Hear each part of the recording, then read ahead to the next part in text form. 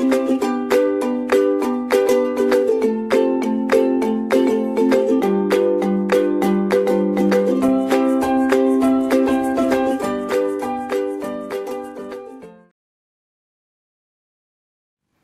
students, this is Siddharth Jain, Assistant Professor of the Rajki Engineering College, Mainpuri. This is the 7th lecture of Unit 3rd of the subject Surveying and the Geometrics. We will understand about the GIS data sets, data types means, and data acquisition and the data models. Okay. So, first of all we start with the data types and the acquisition. What are the means of data acquisition means? Data acquisition का मतलब क्या होता है basically? Data acquisition का मतलब होता है collecting of data. अब किस तरीके से हम डेटा को कलेक्ट कर रहे हैं, हम डायरेक्ट जाके वहाँ पे फ़ोटोज़ ले रहे हैं, डायरेक्ट जाके फ़ोटोज़ को क्लिक कर रहे हैं और उसको डेटा कलेक्ट कर रहे हैं, डायरेक्ट जाके इन्फॉर्मेशन कलेक्ट कर रहे हैं, that is called as a direct data acquisition. But अगर हम किसी दूसरे रिसोर्स से जा कर रहे हैं, जैसे हम किसी मैप्स के द्वारा उसको डेटा को कलेक्ट कर रहे हैं, that is called as a different type of means उसको कह सकते हैं हम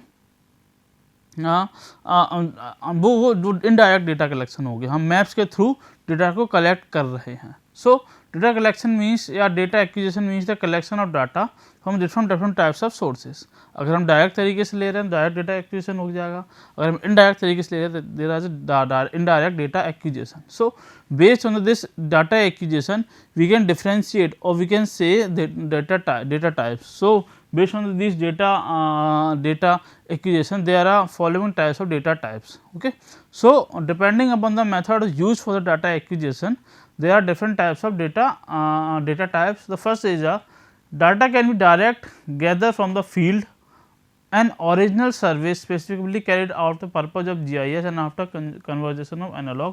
Basically simple, अगर हम डायरेक्ट तरीके से डेटा को सेट लेते हैं, डेटा को लेते हैं, डेटा को एक्वायर करते हैं, that data is called as a capture data. Okay, हम डायरेक्ट ले रहे हैं, उस डेटा को लेके हम एनालिसिस कर रहे हैं, मीन्स उसको रन करा रहे हैं और हमें उसको कन्वर्ट करके डिजिटल फॉर्म में अपना आउटपुट लेके आ रहे हैं, that data is called as a capture data. Okay, second is data can be obtained from the source is already available. Basically data जो कहीं ना कहीं से ऑलरेडी अवेलेबल है, लेकिन डेटा हमारे फॉर्म में नहीं, डेटा और किसी फॉर्म में है, उसको हम डेटा को एनालाइज करके अपने तरीके से लेके आना है। ओके, वो फॉर्म कैसा हो सकता है? वो हो सकता है topographic map, digitalize map, plans, aerial photograph, satellite imagery, GPS survey. That data is called as a encoded data. Okay, that is called as a encoded data. And third one is that data can be obtained from the human intervention. For example, sketches of landscape, sketch बना दिया किसी देख के, okay, and the questionnaire is called as a interpreted data. These data are not corrected, basically correct नहीं होते but almost मान लेते हैं, that data is called as a interpreted data. और वो डेटा जो GIS के डेटा हो बट एक रेगुलर फॉर्म में हो, एक टेबल में हो, या एक अच्छी तरीके से ब्लॉक्स में हो, दैट स्ट्रक्चर में हो, that is called as a organized data. Okay, so structural and organized data, basically this type of data form according to the data acquisition. जिस तरीके से डेटा को हम एक्वायर कर रहे हैं, डेटा को कलेक्ट कर रहे हैं, on the basis of that we can differentiate the data types. Okay, so first data is captured data, second is encoded, third is interpreted, and finally is structured and organized data. Now उसके अलावा उसके अलावा there are two types of data also available. First is special data, second was non special data. हम इसके बारे में पिछली class में अच्छी तरीके से पढ़े थे, लेकिन थोड़ा सा और देख लेते हैं। स्पेशल डेटा मीन्स वो डेटा जो किसी भी जगह पे डिफाइन करे, उसके लोकेशन को, उसके साइज को, उसके शेप को, उसके ओरिएंटेशन को, उसके ऑब्जेक्ट ओरिएंटेशन को, ठीक है, तो वो डेटा कहलाता है स्पेशियल डेटा। ठीक है, उसको हम पिक्सल्स, पॉलीलाइन, लाइन अलग तरीके से डिफाइन करते हैं, उसके बारे में आगे समझेंगे। वो डेटा जो डेटा बेसिकली किसी चीज़ की लोकेशन को डिफाइन करे, साइज को सेव करे, साइज को डिफाइन करे, शेप को डिफाइन करे, ओरिएंटेशन को डिफाइन करे, data is called as a spatial data. Okay, spatial data they can be basically line, symbol, image और photograph etcetera. But non spatial data वो डेटा होते हैं जो इन चीज़ों को डिफाइन ना करें, जो किसी वेट को डिफाइन करें, जो किसी मास को डिफाइन करें, या बोल सकते हैं जिसको हम एट्रीब्यूटेड डेटा भी बोलते हैं या कैरेक्टरिस्टिक डेटा बोलते हैं। It describe the geographical region and define characteristics of spatial feature when geographical region. Okay, तो most example is statical data. Statical data means कितना मीन है वहाँ की वैल्यू का, कितना एवरेज है, ओके, कितने नंबर्स ऑफ थिंग्स है वहाँ पर, और कितना वेट है उन चीज़ों का। That is called non spatial data, जो स्पेस को डिफाइन नहीं करते। ओके, तो these are the two different types of data set. Now what are the representation of this data? There are basically अगर हम किसी डेटा की बात करें तो 3 डायमेंशन में वेरी कॉम्प्लेक्स डेटा होता है। उस डेटा को हम एक साथ नहीं मर्ज कर सकते, हम उसको अलग एक साथ में नहीं रह सकते, उसको हम अलग अलग करना पड़ेगा। तो हम उन डेटा को अलग अलग तरीके से बांट दिया जाता है। जैसे अगर हम पॉइंट डेटा की बात करें तो पॉइंट डेटा का मीन्स होता है कि एक पॉइंट हमें क्या डिफाइन कर रहा है किसी मैप पे, किसी डेटा सेट में किसी पॉइंट का क्या डेफिनेशन है। पॉइंट डेटा मीन्स उस पॉइंट में क्या हो सकता है, उस पॉइंट में कोई वेल हो सकता है, उस पॉइंट में कोई बिल्डिंग हो सकती है। तो उस पॉइंट डेटा मीन्स जिस पॉइंट में हमें पॉइंट डेटा मिले, सच एज हमको पॉइंट डेटा कौन सा मिले, वो सकता है कुआं, वेल, वो हो सकती है एक building. Okay, this data is called as a point data. Second one is a string और लाइन डेटा, जो डेटा एक तरीके से लाइन के फॉर्म में हो, स्ट्रिंग के फॉर्म में हो। किस तरह की डेटा, किस तरह की इन्फॉर्मेशन, वो इन्फॉर्मेशन जो लाइन के फॉर्म में हो। कैसे, कौन सी इन्फॉर्मेशन मिलती है, जैसे कोई रोड हो, कोई रिवर हो, तो that data is comes into the line and string data. समझ रहे हो आप लोग।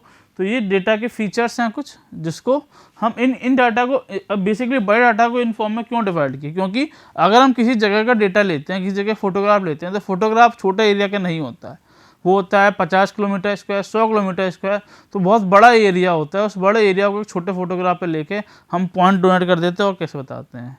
उस मैप में कोई लाइन जा रही है, तो लाइन को क्या है, लाइन हो सकती है रिवर, लाइन हो सकती है रोड। सो वो लाइन बेसिकली यही बताती है। ओके ना। तो अगर हम पॉइंट डेटा की बात करें तो पॉइंट डेटा हो सकती है कोई बिल्डिंग या वेल, लाइन डेटा हो सकता है कोई रोड या रिवर। थर्ड मान लीजिए एल डेटा हो सकता है कोई फील्ड मीन्स कोई एग्रीकल्चर लैंड,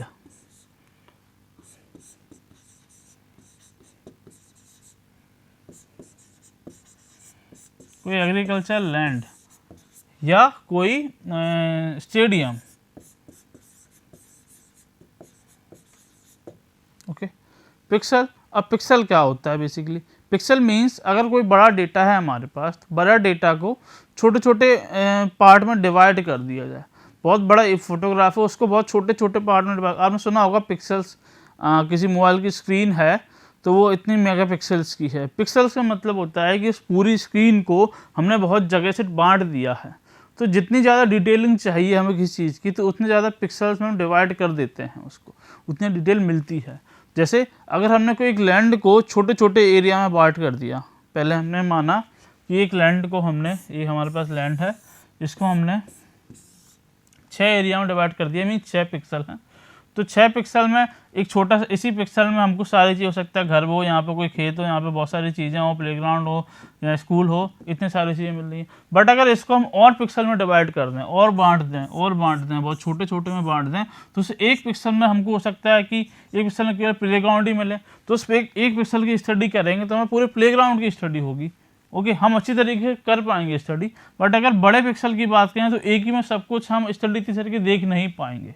सो पिक्सल मीन्स एक रेक्टेंगुलर स्क्वायर बॉक्स, एक एरिया का स्क्वायर बॉक्स, स्क्वायर एलिमेंट, जिसको हम स्टडी करते हैं, जिसमें एक चीज़ को लेते हैं, that is called pixel. Okay, ये एक कांस्टेंट साइज का होता है। ओके, हम ग्रिड सेल की बात करें तो ग्रिड सेल भी एक स्क्वायर एरिया होता है, बट इसका साइज पिक्सल के साइज से बड़ा छोटा हो सकता है, वो कंपेयर डिफरेंशिएट कर सकते हैं।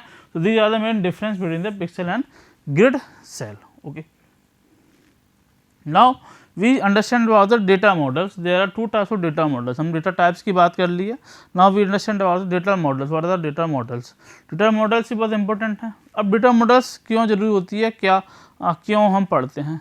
अब हमने एक बार आपने समझी कि जियोग्राफिकल वेरिएशन या बहुत सारे डेटा जो हमारे पास हैं वो कॉम्प्लेक्स फॉर्म में अवेलेबल होते हैं।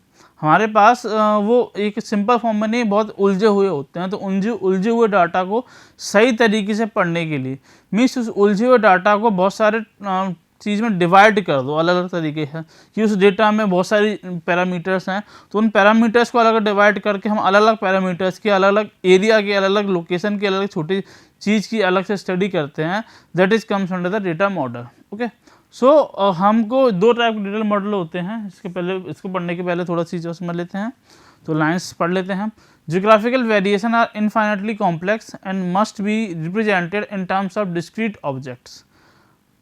Convergence of real world geographical variation into discrete objects is done through the data models.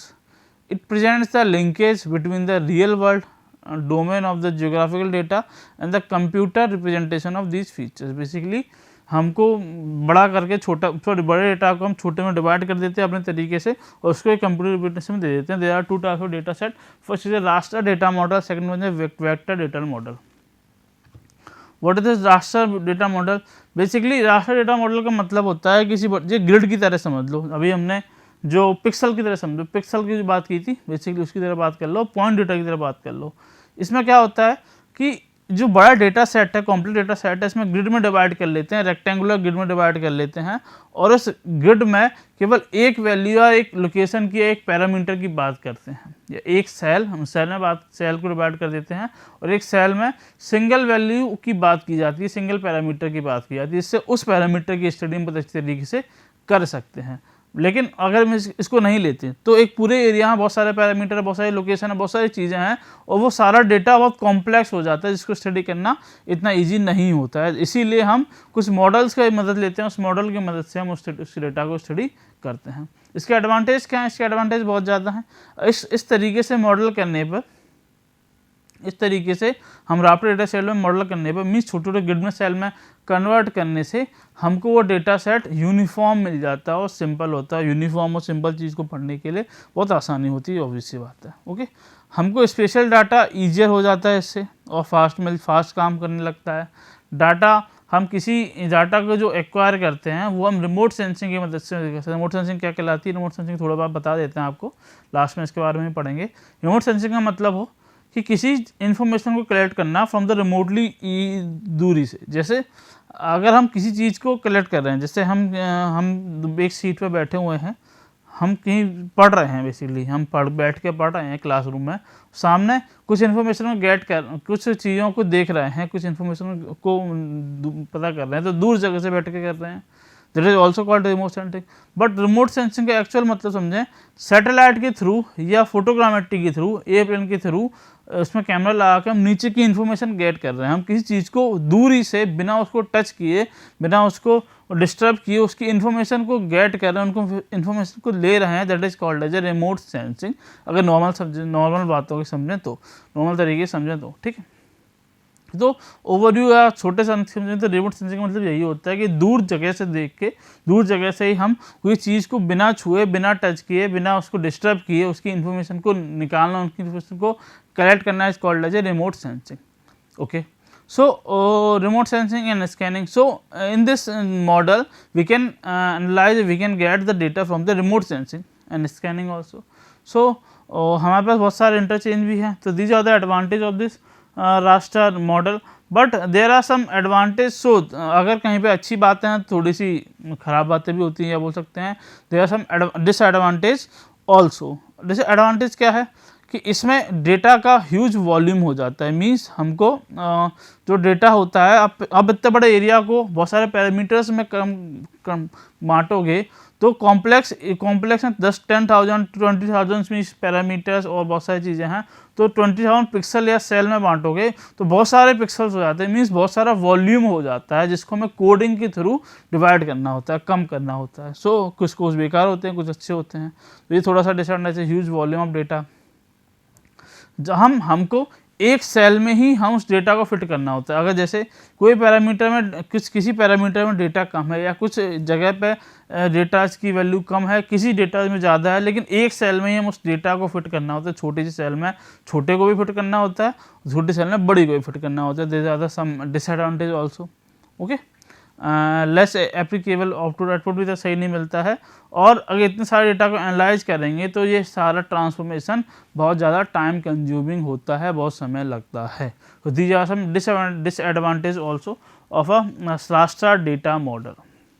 Now another data model is a vector data model.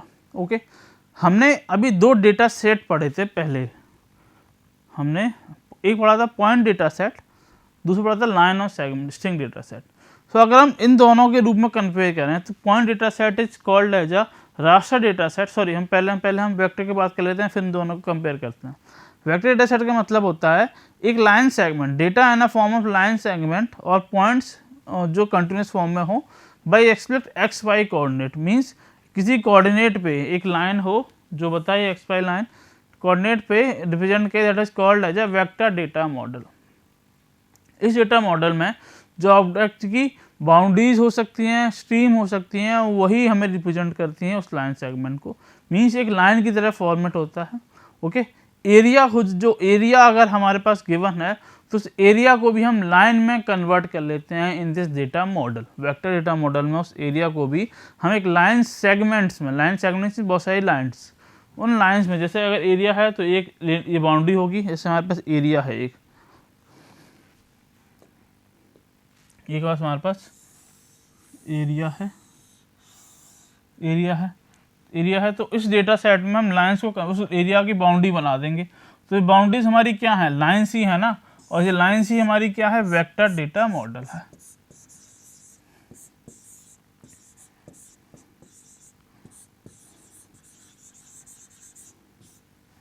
Okay, सो अब इसके कुछ एडवांटेज भी देख लेते हैं।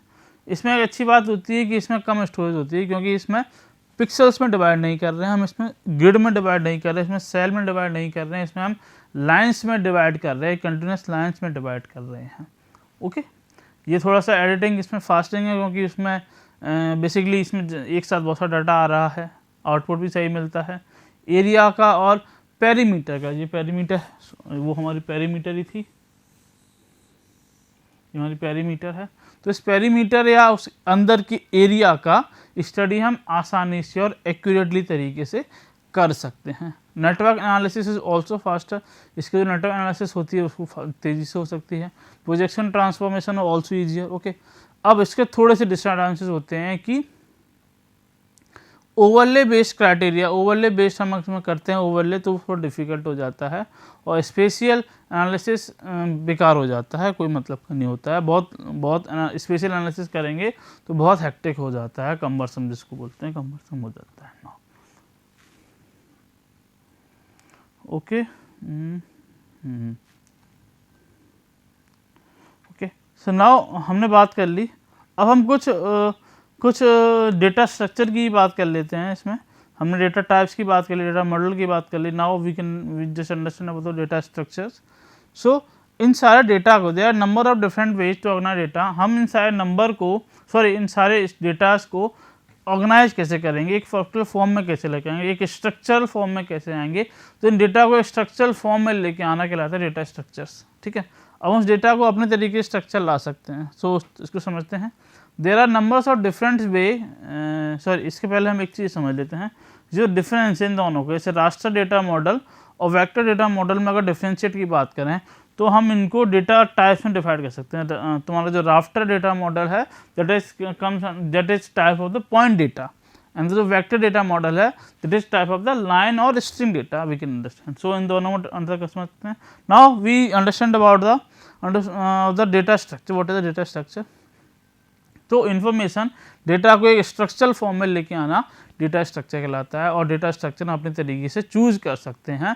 What are the storage volume of the data structure, okay, what are the efficiency of data structure, what are the storage, अलग कर सकते हैं। तो जितने भी अलग तरह की जीआईएस होता है, अलग सिस्टम्स होता है। बेसिकली जीआईएस मीन्स कि अलग तरीके की इन्फॉर्मेशन तो अलग अलग तरीके की इन्फॉर्मेशन कलेक्ट करने के लिए, उसको मैनिपुलेट करने के लिए, उसको ऑपरेट करने के लिए अलग अलग तरीके के डेटा स्ट्रक्चर को लिया जाता है। Okay, so there are basic three types of data structures. First is a rational data structure, second is a hierarchical data structure, and third one is a network data structure. Now we just understand about the rational data structure. So what is the rational data structure? Rational data structure organize a two dimensional table, means XY table बनाती है, एक table के form में organise होता है। इसमें हर table पे एक सेपरेट फाइल होती है, हर एक जो टेबल होती है उसमें अलग अलग तरीके की फाइल होती है। जो रो होती है टेबल की वो एक रिकॉर्ड होता है, और रिकॉर्ड में एट्रीब्यूट्स के सेट होते हैं। हर कॉलम टेबल की जो हर कॉलम होता है वो एक एट्रीब्यूट होता है, और डिफरेंट टेबल्स में कुछ आइडेंटिफायर होते हैं जिसको हम बोलते हैं की। ओके, और जो डेटा हमारा जो एक्सेप्ट किया जाता है, वो डेटा की एक्सेप्ट किया जाता है वो एक रिलेशन के द्वारा एक्सेप्ट किया जाता है, that is called as a query. Okay, और रिलेशन अलजेब्रा से हम एक नई टेबल को बना सकते हैं। तो बेसिकली जो रैशनल डेटा फॉर्म वो फॉर्म जो एक टू डायमेंशनल टेबल्स के फॉर्म में बना जा सकता है, जिसमें हर टेबल अलग अलग तरीके की चीज़ें बताएंगी, हर कॉलम अलग चीज़ तरीके बताएगा। जैसे बोल सकते हैं हर टेबल हमें एक अलग फाइल बताती है, हर रो एक अलग रिकॉर्ड बताता है, हर रिकॉर्ड एक सेट ऑफ एट्रीब्यूट बताता है, और हर एक कॉलम एक टेबल ऑफ एट्रीब्यूट बताता है, और हर टेबल्स में कुछ आइडेंटिफायर्स होते हैं रिलेटेड, कुछ आइडेंटिफायर से रिलेटेड होती है हर टेबल, उस आइडेंटिफायर्स को बोलते हैं रिलेटेड होती है उस टेबल, बोलते हैं keys. Okay, this is the rational data structure. Second one is a hierarchical data structure. अब हायरार्किकल डेटा स्ट्रक्चर में नोड्स होते हैं बेसिकली। ओके, तो each nodes can be divided into one और मोर एडिशनल नोड। हम हर node को, node means इस तरीके के नोड, हमने पिछली CVM में पढ़ा था, that is called as node. This is activity. Node means एक पोजीशन, एक इंस्टेंट ऑफ टाइम जिसमें कुछ टाइम काम हो रहा है। तो हर नोड को हम अलग अलग दो या दो से अधिक नोड में, एक या एक से अधिक नोड में डिवाइड कर सकते हैं, दैट इज कर सकते हैं। और जिस नोड से वो डिवाइड हुआ है वो उसको पेरेंट नोड बोलते हैं, या बोल सकते हैं इस पूरे स्ट्रक्चर में एक ही पेरेंट नोड होती है जिससे नोड्स और सारे नोड्स स्टार्ट होते हैं। ओके, जो डेटा स्टोर होता है वो डिटेल में चीज़ों को बताता है, और एक ब्रांचेस की ट्री बनती जाती है, मीन्स नोड्स से एक ट्री का फॉर्म बनता जाता है। इसको हम बनाने की कोशिश करें तो इस तरीके से बनेगा।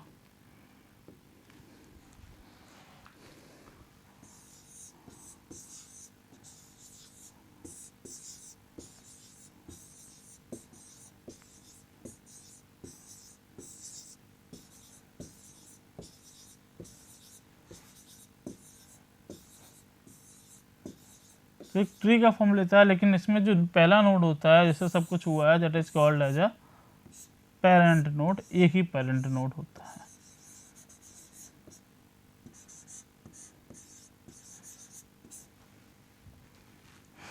ओके,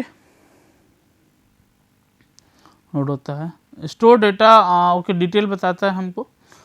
डेटा स्ट्रक्चर है वन टू मैनी, मीन्स एक से बहुत सारे रिलेशन होते हैं, आपको देख ही रहे हैं। इससे हमारा तीन नोड रिलेट हैं, इस नोड से तीन और नोड रिलेट हैं, तो इस तरीके से एक से बहुत सारे नोड रिलेट होते हैं। ठीक है, तो हम इसमें अप से डाउन मीन्स ऊपर से नीचे जाते हैं, या उसको उल्टा बना लो, ऊपर से मीन्स एक छोटे डेटा से लेके उसके रिलेशन यहाँ देखते हैं, फिर तीनों को देख के मित्र देखते हैं, और अल्टीमेटली पेरेंट नोड पर आ जाते हैं। तो हायरार्किकल डेटा स्ट्रक्चर में हम एक टी की टाइप फॉर्म बनाते हैं, इसमें एक पेरेंट नोड होता है, उस नोड से बहुत सारी चीज़ें कनेक्ट होती हैं, और एक सिंगल नोड से लाके हम आते आते जाते हैं, अल्टीमेटली पेरेंट नोड पर आ जाते हैं, जिसमें हम ऊपर से नीचे जाते हैं, डाउन टू उसमें हम अप से ऊपर से नीचे आते हैं, अप टू डाउन। इसमें हम अप टू डाउन आते हैं। Okay, and the third data set is a network data structure. Network data structure में इसकी नेटवर्क हो, किसका, नोड को डेटा हो। इसमें भी हम नोड बनाते हैं, और बहुत सारे नोड्स डिवाइड होते हैं बेसिकली। इसमें भी हम अलग तरीके से उसको डिवाइड कर देते हैं, that is comes under the network data structure. इसमें एक तरीके नेटवर्क बनता है और नेटवर्क डिवाइड होता जाता है।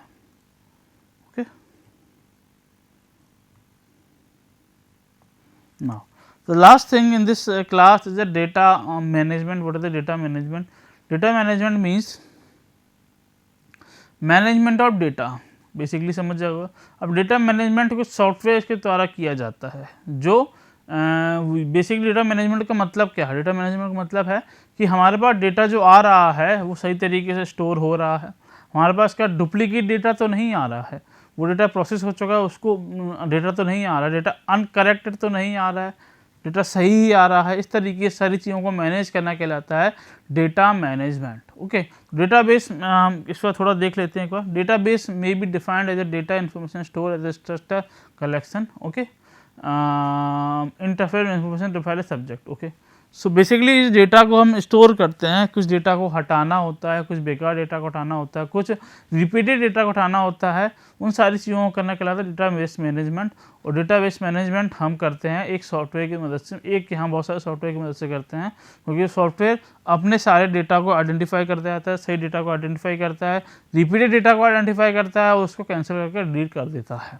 ओके, तो दीज ऑल चीज़ जो हम डेटाबेस मैनेजमेंट करते हैं, that is called as a database management. ये सारी चीज़ डेटाबेस मैनेजमेंट में आती हैं। इसमें मैनिपुलेशन हो गया, स्टोर हो गया, डेटा को कलेक्ट करना हो गया, डेटा बेसिकली इन्फॉर्मेशन सही मिल रही है नहीं मिल रही, रिपीट डेटा को सही करना, बहुत सारी चीज़ जितनी भी चीज़ें डेटाबेस मैनेजमेंट से रिलेटेड होती हैं, that comes under the database management. Okay, so इस क्लास में हमने डेटा टाइप्स ऑफ डेटा के बारे में देखा, डेटा मॉडल्स के बारे में देखा। मेजरली दो types of data model, raster and vector important है थोड़े से, and types of data model देखा बेस्ड ऑन द एक्विजिशन। और डाटा एक्विजिशन के बारे में देखा हमने कि what is the data acquisition means collection of data from different sources, different types is called data acquisition. उसके बेसिस पे हमने डेटा टाइप्स के बारे में डिफाइन किया। देन डेटा टाइप्स हमने स्पेशल और नॉन स्पेशल के रिस्पेक्ट में भी देखा, और कुछ डेटा को किस तरीके से रिप्रेजेंट किया जाता है डेटा मॉडल के बारे में देखा। देन हमने डेटा स्ट्रक्चर के बारे में देखा, three type of data structure, rational, hierarchical and network, and lastly हमने डेटा मैनेजमेंट के बारे में देखा। So in this lecture, this is all about today lecture, हमने सारे चीज़ों के बारे में देखा। This is the reference of this lecture. So thank you for watching this lecture.